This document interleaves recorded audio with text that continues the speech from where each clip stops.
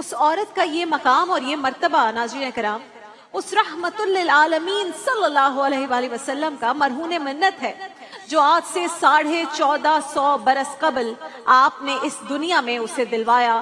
ورنہ آپ کی تشریف آوری سے قبل تو جب کسی مرد کو پتا چلتا تھا دور جاہلیت میں کہ اس کی بیوی نے ایک بچی کو، ایک لڑکی کو جنم دیا ہے، تو وہ دنیا سے منہ چھپائے چھپائے پھرتا تھا۔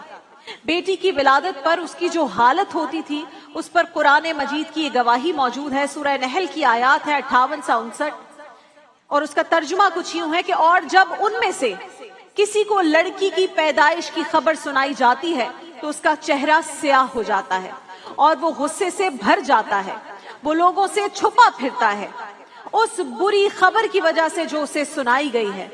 اب یہ سوچنے لگتا ہے کہ آیا اسے ذلت اور رسوائی کے ساتھ زندہ رکھے یا اسے مٹی میں دبا دے، یعنی زندہ درگور کر دے۔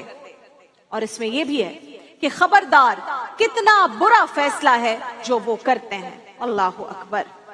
ناظرین کرام، بچیوں کو جنم دینے والی مائیں انہیں اپنے شوہروں سے اس طرح چھپاتی تھیں کہ جیسے انہوں نے کسی انسان کو نہیں بلکہ کسی خدا نہ خواستہ سانپ کو جنم دیا ہو، اور اسے ٹھکانے لگانے کی تدبیریں سوچنے لگتی تھی۔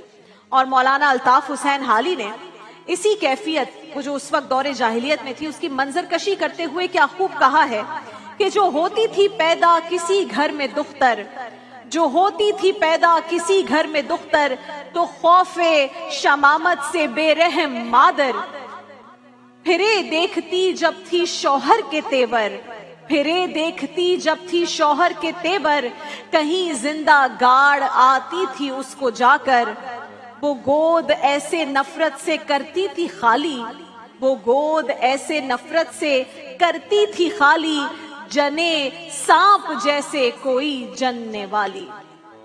ناظرین کرام، عرب کے ریگزاروں میں دبی ہوئی معصوم بچیوں کی سسکیوں اور بہتے ہوئے آنسو کس کو پکار رہے تھے؟